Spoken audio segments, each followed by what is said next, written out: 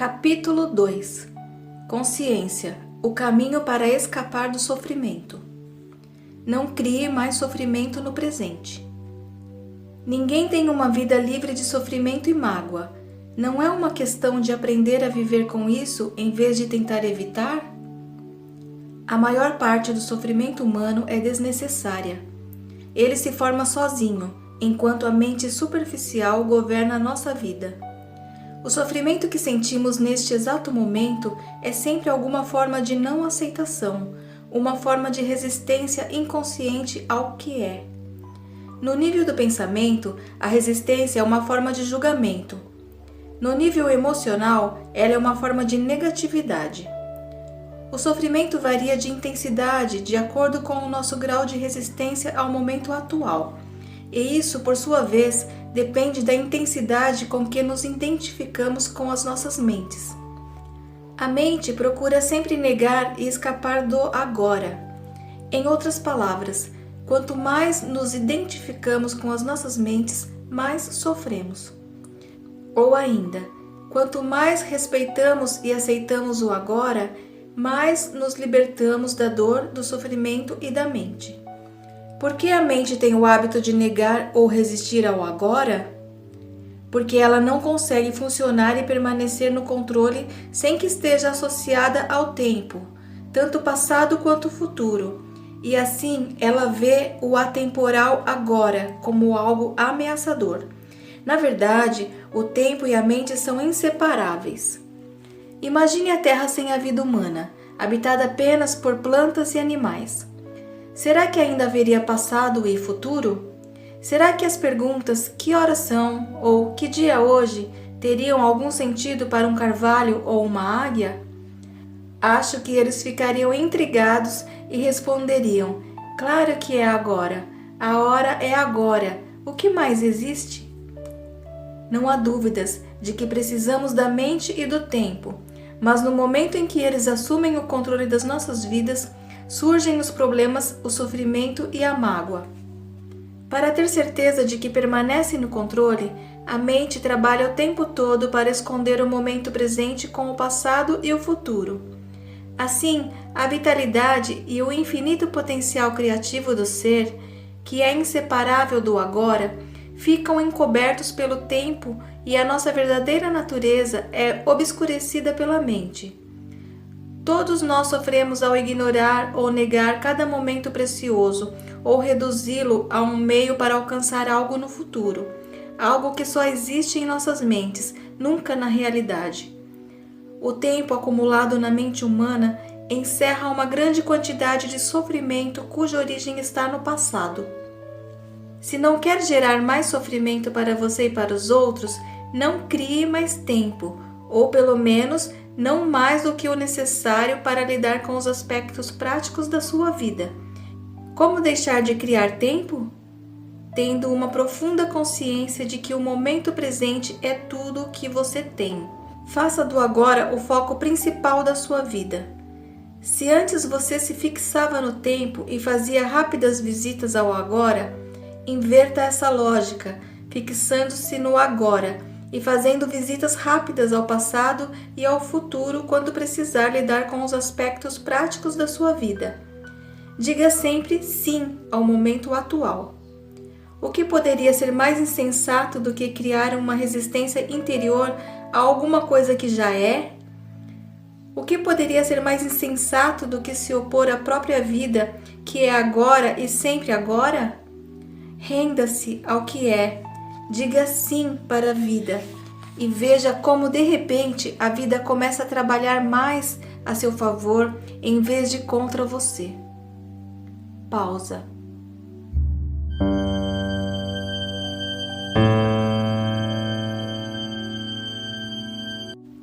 Às vezes, o momento atual é inaceitável, desagradável ou terrível. As coisas são como são. Observe como a mente julga continuamente o comportamento, atribuindo nomes às coisas. Entenda como esse processo cria sofrimento e infelicidade. Ao observarmos o mecanismo da mente, escapamos dos padrões de resistência e podemos então permitir que o momento atual exista. Isso dará a você uma prova do estado de liberdade interior, o estado da verdadeira paz interior. Veja então o que acontece e parta para a ação, caso necessário ou possível. Aceite, depois haja. O que quer que o momento atual contenha, aceite-o como uma escolha sua. Trabalhe sempre com ele, não contra. Torne-o um amigo e aliado, não seu inimigo. Isso transformará toda a sua vida como por milagre. Pausa.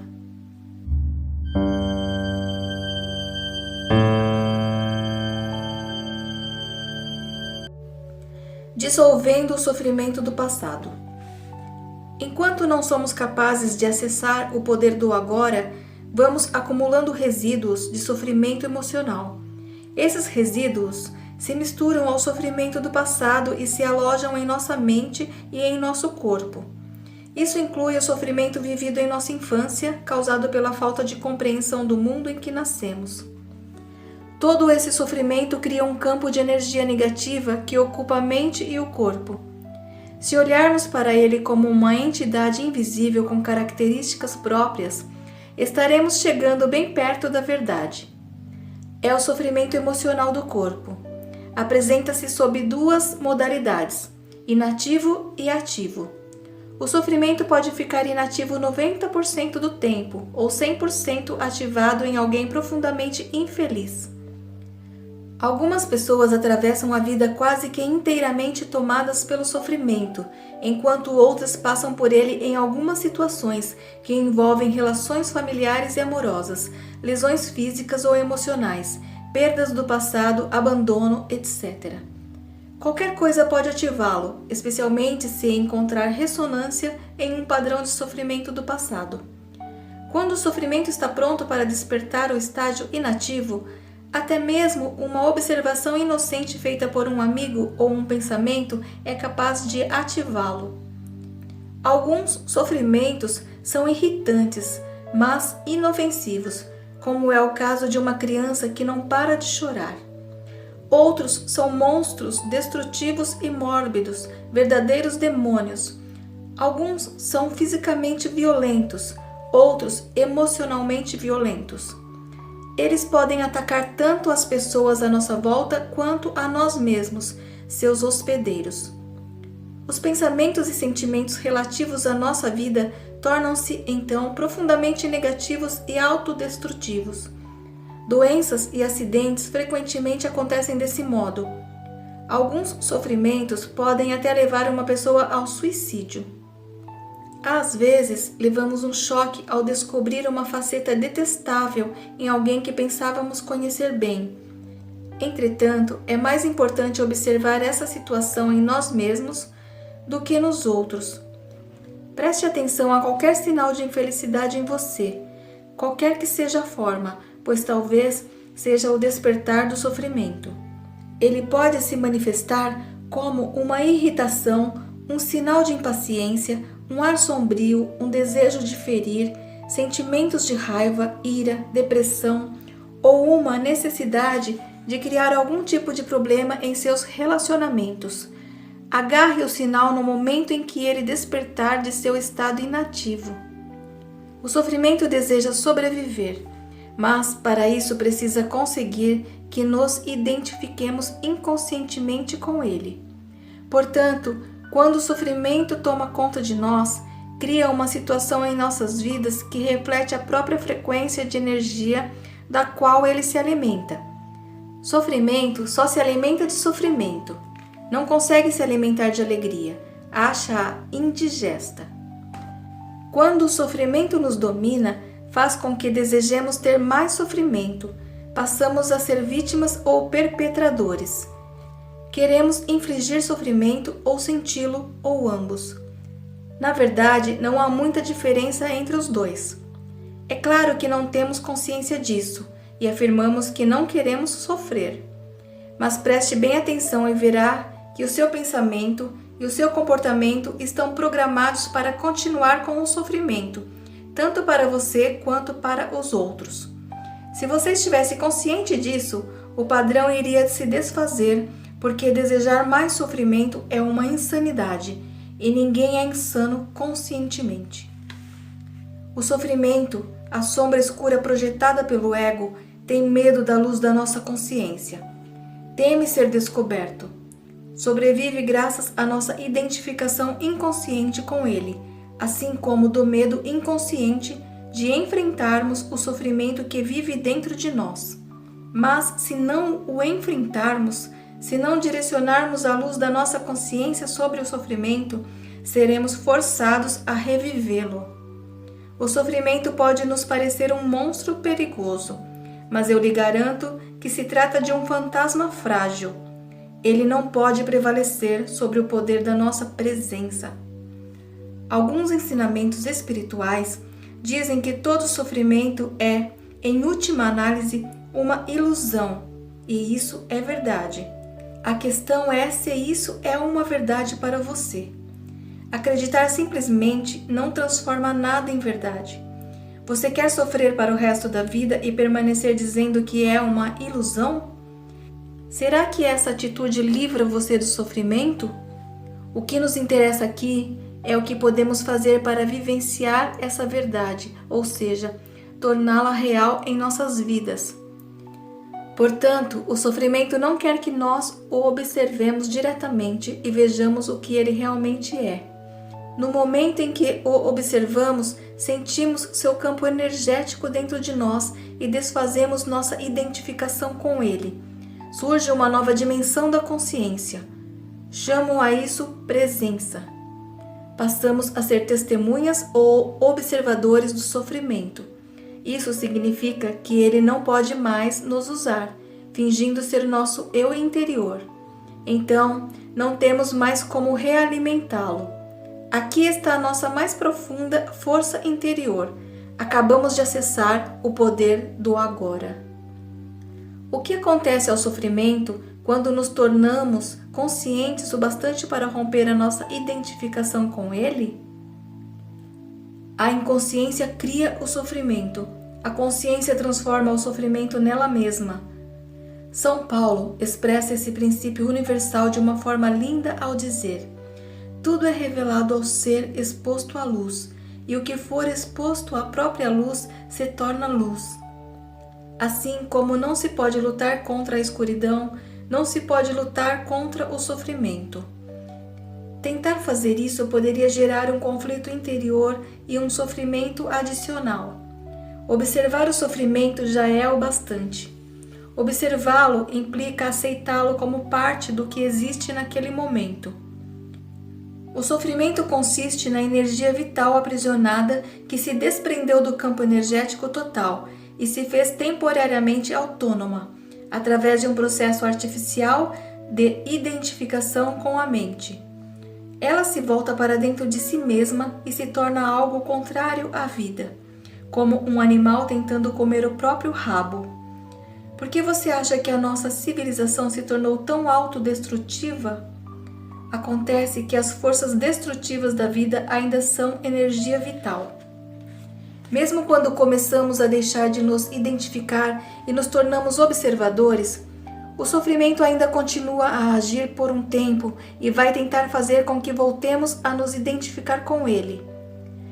Embora não esteja mais recebendo a energia originada da nossa identificação com ele, o sofrimento ainda tem sua força, como uma roda gigante que continua a girar, mesmo quando deixa de receber o impulso. Nesse estágio, o sofrimento pode até ocasionar dores em diversas partes do corpo, mas elas não vão durar. Esteja presente, fique consciente, vigie o seu espaço interior. Você vai precisar estar presente e alerta para ser capaz de observar o sofrimento de um modo direto e sentir a energia que emana dele. Agindo assim, o sofrimento não terá força para controlar o seu pensamento. No momento em que o seu pensamento se alinha com o campo energético do sofrimento, você está se identificando com ele e, de novo, alimentando-o com os seus pensamentos. Por exemplo, Se a raiva é a vibração de energia que predomina no sofrimento e você alimenta esse sentimento, insistindo em pensar no que alguém fez para prejudicá-lo ou no que você vai fazer em relação a essa pessoa, é porque você já não está mais consciente e o sofrimento se tornou você. Onde existe raiva, existe sempre um sofrimento oculto. Quando você começa a entrar em um padrão mental negativo e a pensar como a sua vida é horrorosa, isso quer dizer que o pensamento se alinhou com o sofrimento e que você passou a estar inconsciente e vulnerável a um ataque do sofrimento. Utilizo a palavra inconsciência no presente contexto para significar uma identificação com um padrão mental ou emocional. Isso implica uma ausência completa do observador. Manter-se em um estado de alerta consciente destrói a ligação entre o sofrimento e o mecanismo do pensamento e aciona o processo de transformação. É como se o sofrimento se tornasse o combustível para a chama da consciência, resultando em um brilho de mais intensidade. Esse é o significado esotérico da antiga arte da alquimia, a transformação do metal não precioso em ouro, do sofrimento em consciência. A separação interior cicatriza e você se torna inteiro outra vez. Cabe a você, então, não criar um sofrimento adicional. Resumindo o processo, concentre a atenção no sentimento dentro de você. Reconheça que é o sofrimento. Aceite que ele esteja ali. Não pense a respeito. Não permita que o sentimento se transforme em pensamento. Não julgue nem analise.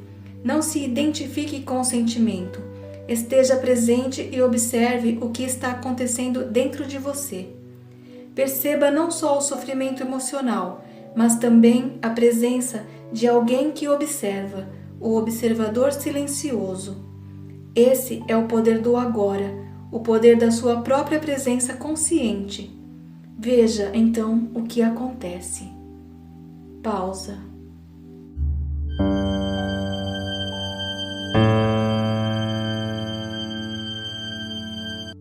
Em inúmeras mulheres, o sofrimento manifesta-se, em particular, no período anterior ao fluxo menstrual. Mais adiante comentarei as razões pelas quais isso acontece. No momento, o importante é que você seja capaz de estar alerta e presente quando o sofrimento aparecer e de observar o sentimento em vez de se deixar dominar por ele. Essas atitudes proporcionam uma oportunidade para a mais poderosa das práticas espirituais e tornam possível uma rápida transformação de todo o passado.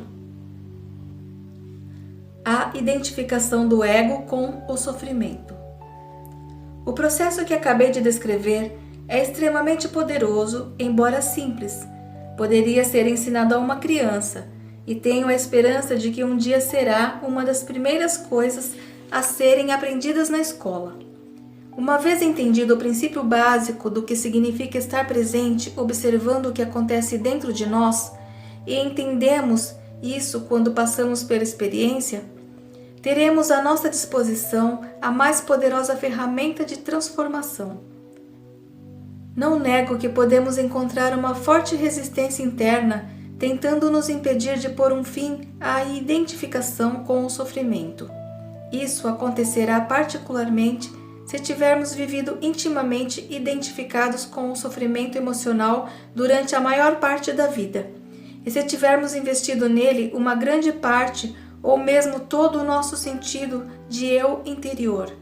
Isso significa que construímos um eu interior infeliz por conta do nosso sofrimento e acreditamos que somos essa ficção fabricada pela mente. Nesse caso, nosso medo inconsciente de perder a identidade vai criar uma forte resistência a qualquer forma de não identificação.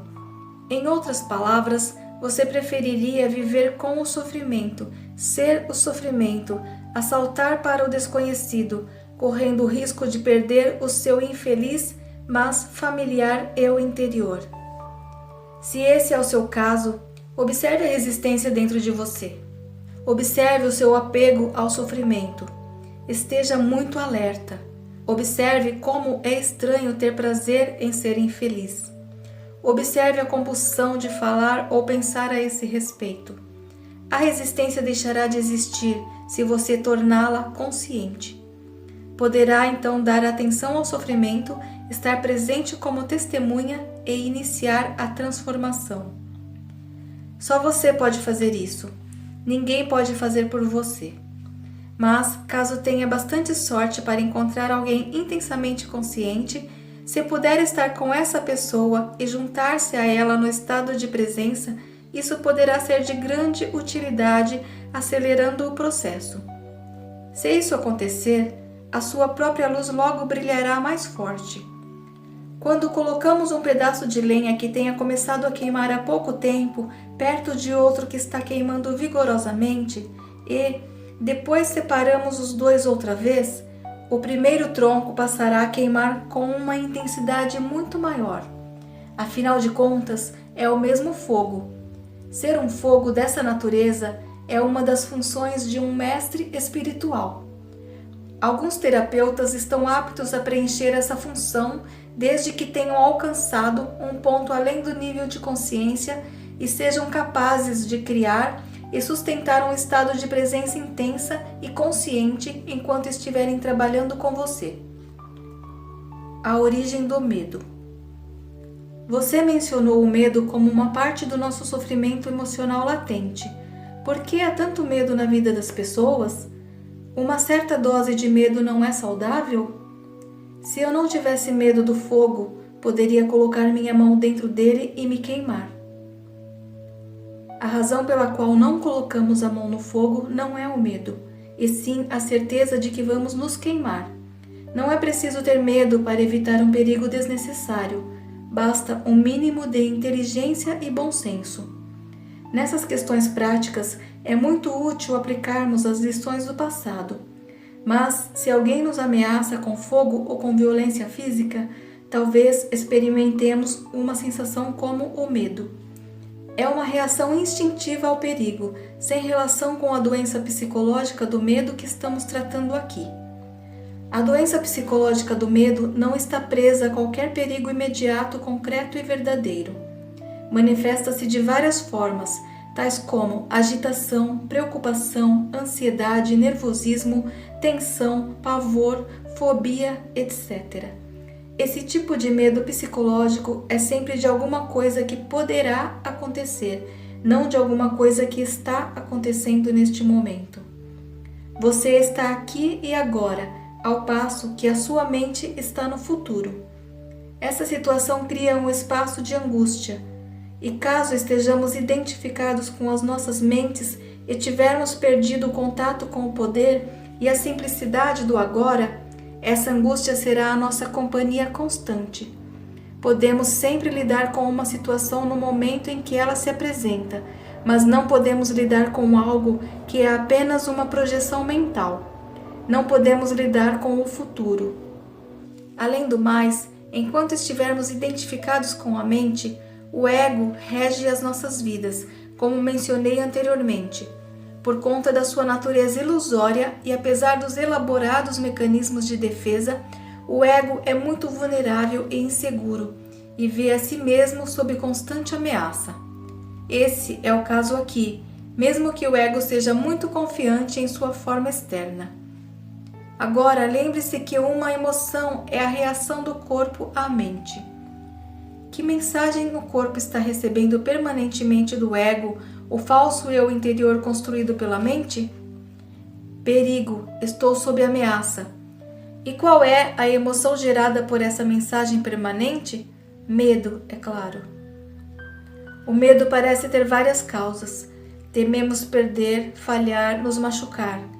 Mas em última análise, todos os medos se resumem a um só. O medo que o ego tem da morte e da destruição.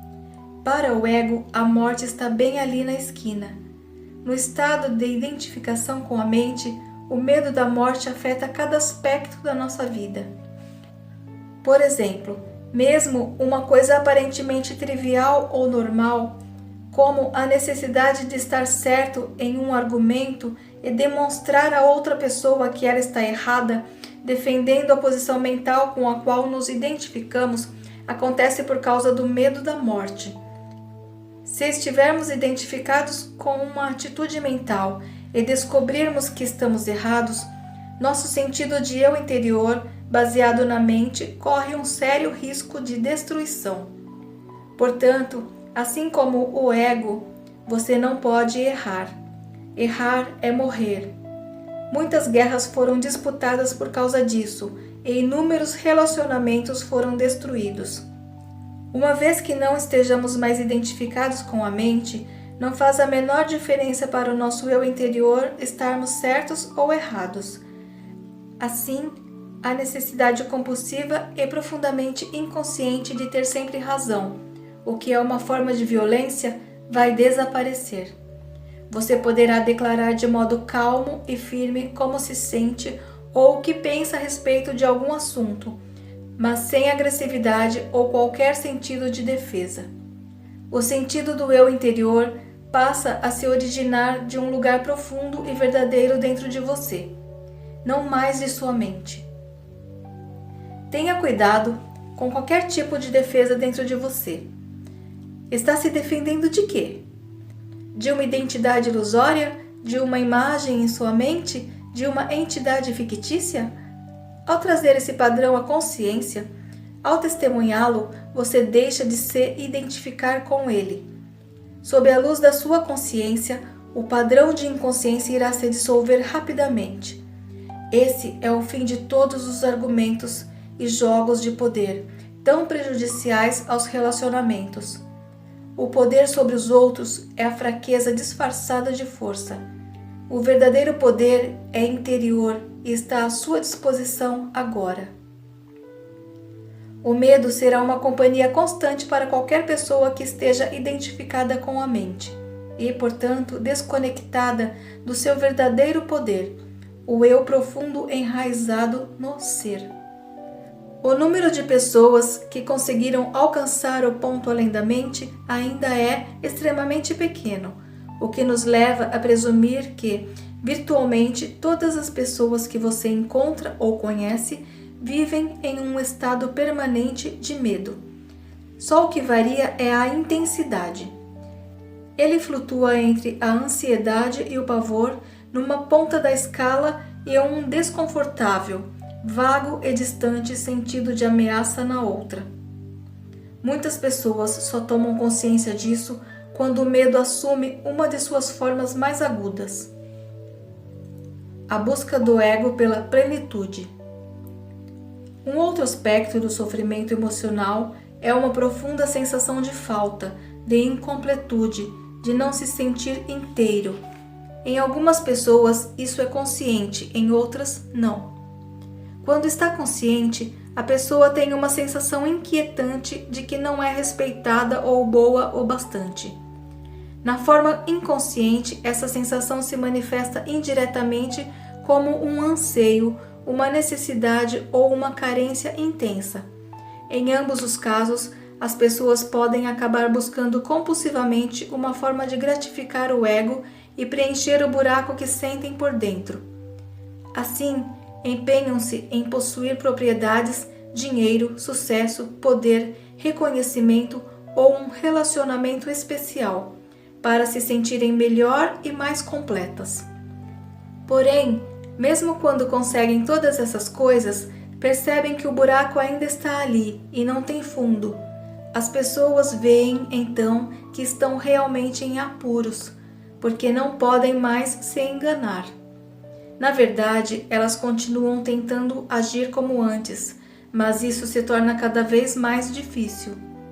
Enquanto o ego dirige a nossa vida, não conseguimos nos sentir à vontade, em paz ou completos, exceto por breves períodos, quando acabamos de ter um desejo satisfeito. O ego precisa de alimento e proteção o tempo todo. Tem necessidade de se identificar com coisas externas, como propriedades, status social, trabalho, educação, aparência física, habilidades especiais, relacionamentos, história pessoal e familiar, ideais políticos e crenças religiosas. Só que nada disso é você. Levou um susto? ou sentiu um enorme alívio? Mais cedo ou mais tarde você vai ter que abrir mão de todas essas coisas. Pode ser difícil de acreditar, e eu não estou aqui pedindo a você que acredite que a sua identidade não está em nenhuma dessas coisas. Você vai conhecer por si mesmo a verdade, lá no fim, quando sentir a morte se aproximar. Morte significa um despojar-se de tudo o que não é você. O segredo da vida é morrer antes que você morra e descobrir que não existe morte.